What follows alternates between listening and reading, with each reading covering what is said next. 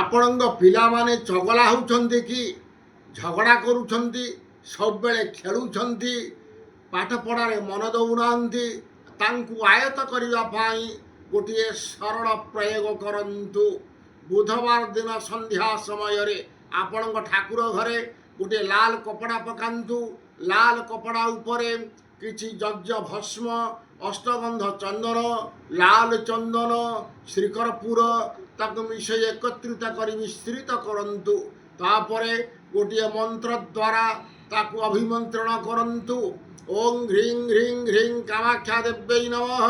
ଏହି ମନ୍ତ୍ରକୁ 21 ଥର ପାଠ କରି ତାକୁ ଗୋଳେଇ ମିଶ୍ରିତ କରନ୍ତୁ। ମନ୍ତ୍ରିତ କରି ସାରିଲା ପରେ ତାକୁ ଗୁଡ଼େଇକିରି ବାନ୍ଧିକିରି ଠାକୁରଙ୍କ ପାଖରେ ରଖନ୍ତୁ।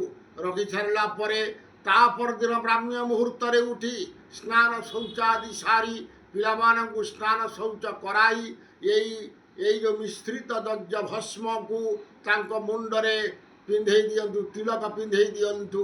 ପିନ୍ଧେଇ ଦେଇ ସାରିଲା ପରେ ଦେଖିବେ ଏହି ପ୍ରୟୋଗ 1 ମାସ ପର୍ଯ୍ୟନ୍ତ କରନ୍ତୁ।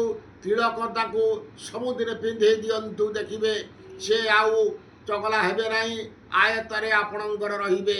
ଏହି ପ୍ରୟୋଗ କାମାକ୍ଷା ତନ୍ତ୍ର ଶାସ୍ତ୍ରରେ ରହିଅଛି। ରହୁଛି ନମସ୍କାର। ଜୟ ଜଗନ୍ନାଥ, ଜୟ ମା କାମାକ୍ଷା।